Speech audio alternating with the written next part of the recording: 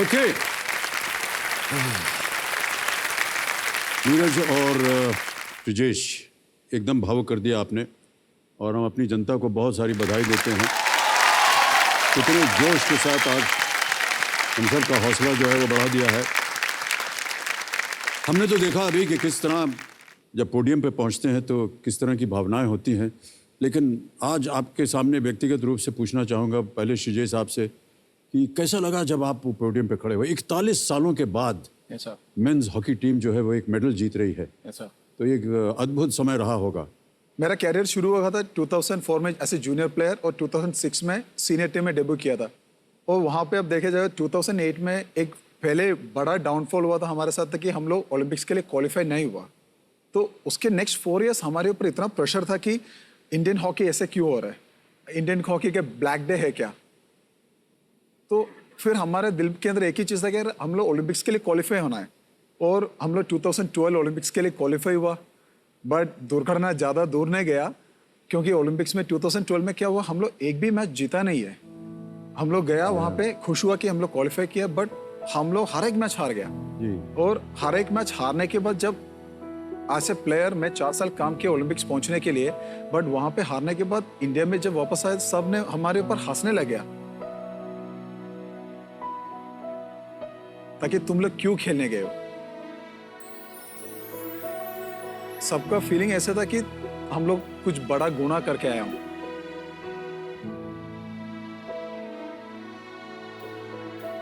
और देश का नाम खराब करके आया हूं। तो कई फंक्शन में चले जाते हैं, हम लोग को सबसे पीछे कोना पे बिठा देता था और सबने हमारे ऊपर दोगता था कि अरे देखो इंडियन हॉकी टीम आया हूं, ये लोग तो 12वां पोजीशन में आया है। और टीम होते तो और पीछे चले जाता था।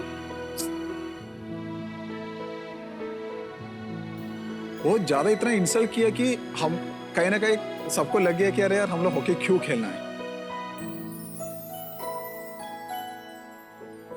तो फिर अभी वक्त आ गया 2021 टोक्यो ओलंपिक्स के साथ। तो ये टीम में मैं और मनप्रीत था जो पिछले 3 ओलंपिक्स खेल चुके हैं ऑलरेडी। जी। तो हम लोगों ने प्लेयर्स को सिर्फ एक ही चीज बोला कि अरे यार मेरा एक्सपीरियंस से सीखो। जो पिछले 3 ओलंपिक्स में मैंने जो देखा है, लोगों ने हंसे हमारे ऊपर, लोगों ने गाली दिया है, लोगों ने हम लोग को ऐसे बोला कि तुम लोग हमारा पैसा बर्बाद कर रहे हैं। तो इतना सब सुनने के बाद मैंने सिर्फ इतना बोला कि जो मैच खेलने जाते हो तुम लोग को सिर्फ अपना बेस्ट देना है। ऐसे सोचो कि नेक्स्ट मैच है ही नहीं।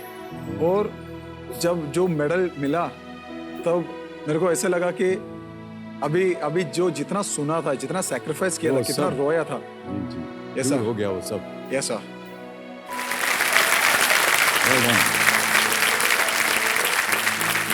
नीरज आपको कैसे लगा?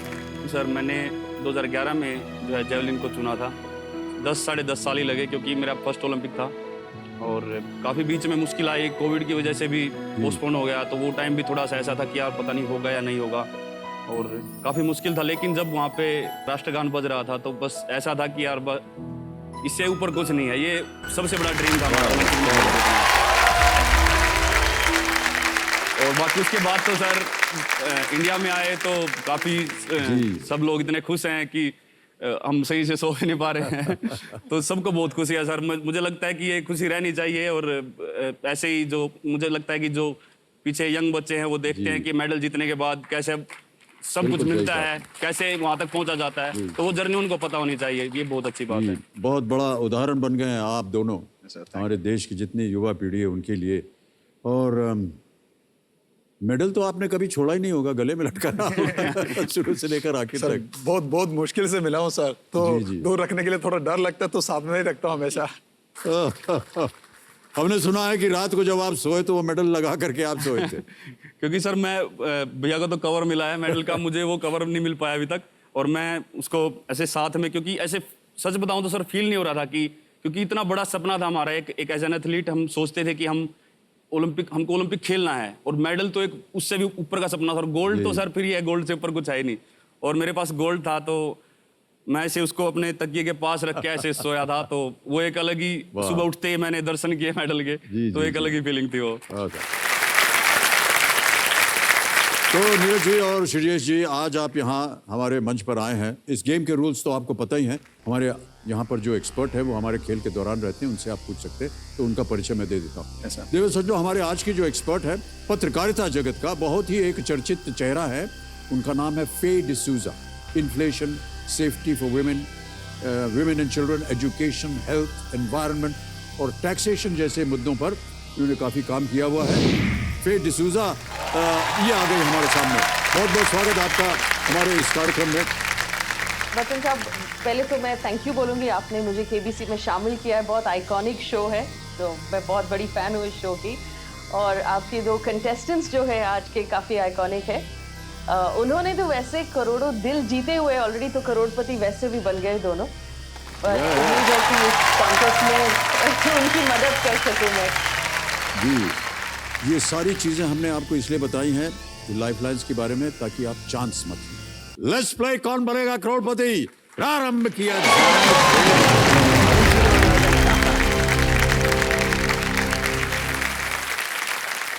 अब आएगा 12वां प्रश्न आपके सामने, और अच्छी बात यह है कि 3 लाइफलाइन अभी भी जीवित। 12वां प्रश्न 12,50,000 रुपए आपकी स्क्रीन के ऊपर ये रहा। ये एक वीडियो प्रश्न है। स्वदेश में निर्मित इस टैंक का नाम क्या है? What is the name of this indigenously manufactured tank? एक वीडियो है, वो हम आपको दिखाएंगे। Can we see the video, please? ये तकनीक दुनिया की सबसे अच्छी तकनीक से टक्कर ले सकती है।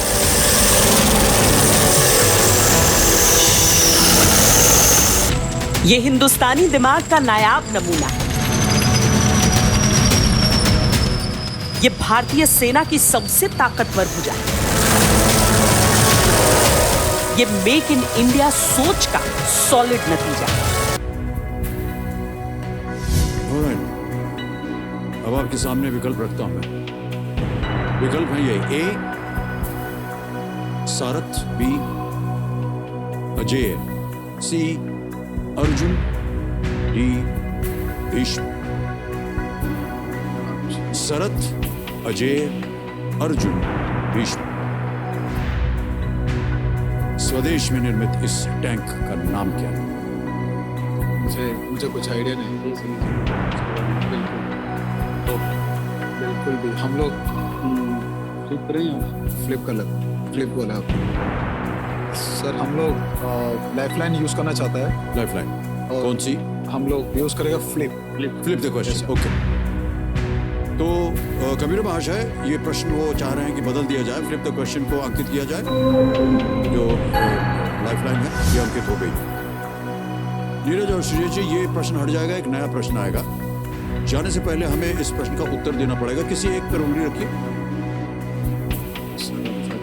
अर्जुन, अजय, कोई भी किसी गेस कर दीजिए। भीष्म पे जाओ। ठीक है।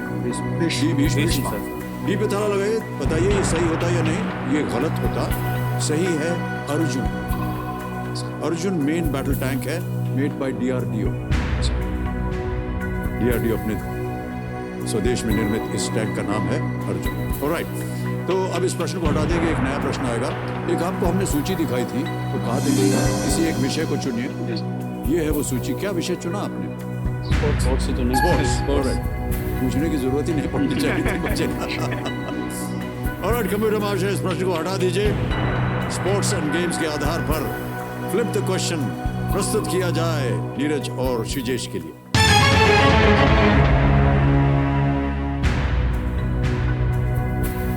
यह आ गया है प्रश्न। किस भारतीय हॉकी दिग्गज खिलाड़ी के नाम पर मोहाली, पंजाब में स्थित अंतरराष्ट्रीय हॉकी स्टेडियम का नाम रखा गया है? The International Hockey Stadium in Mohali, Punjab, is named after which Indian hockey legend? Options हैं आपके सामने। A. Leslie Claudius, B. Roop Singh, C. Balbir Singh Senior, D. Ajitpal Singh। Balbir Singh senior. मैंने भी सुना था।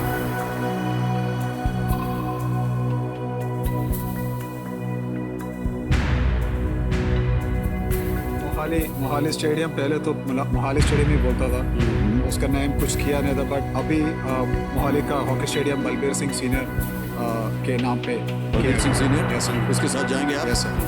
लगा दिया जाए ताला? भाई को भी कंफर्म है, तो मुझे भी, हाँ। आपको भी लग रहा है? भाई भी कंफर्म है। Alright, मैं चलिए। उनसे मिला था, वो काफी इतने अच्छे हमारे चलिए। ओलंपियंस और मेडलिस्ट रहे हुए हैं, और मैं वो उधर से ही हैं। जी हाँ। तो बिल्कुल मुझे भी ऑलराइट, उसी के साथ जाएंगे। ऑलराइट। सी पे ताला लगाया जाए कंप्यूटर जी। Is the right answer.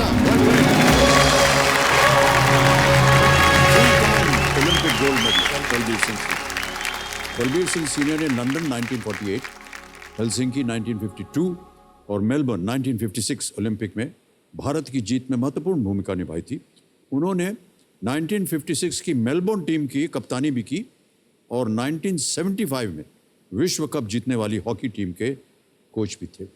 मई 2021 में उनके सम्मान में मोहाली स्टेडियम का नाम बदलकर Olympian Balbir Singh senior international hockey stadium कर दिया गया। ओके, अब आ रहा है 25 लाख रुपए का प्रश्न। 2 लाइफलाइन अभी भी बची हुई हैं, बहुत ध्यान से खेलिएगा। 13वां प्रश्न, 25 लाख रुपए स्क्रीन के ऊपर ये रहा।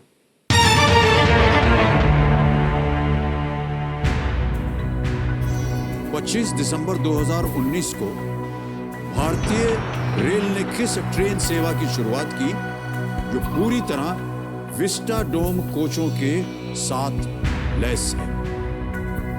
On the 25th of December 2019, the Indian Railways launched which new train service that is fully equipped with Vista Dome coaches? All right. Option सुनिए. A. Jan Shatabdi express. B. Deccan express. C. Himalayan queen. D. Him Darshan express.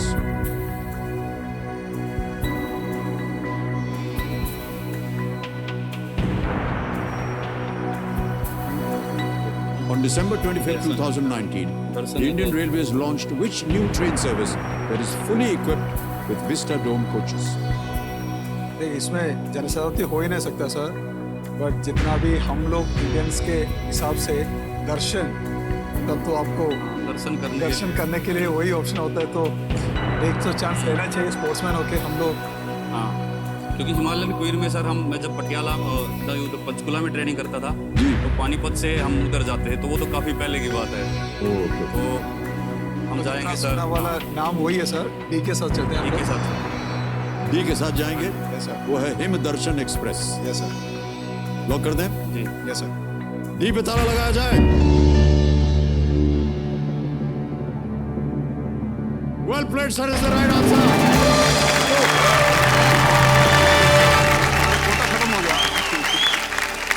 ये जो है इस train में सुसज्जित बड़ी खिड़कियां बाहर के मनमोहक दृश्यों का पैनोरामिक व्यू प्रदान करती हैं।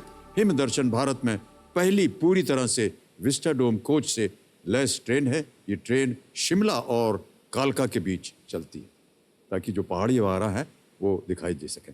ऑलराइट।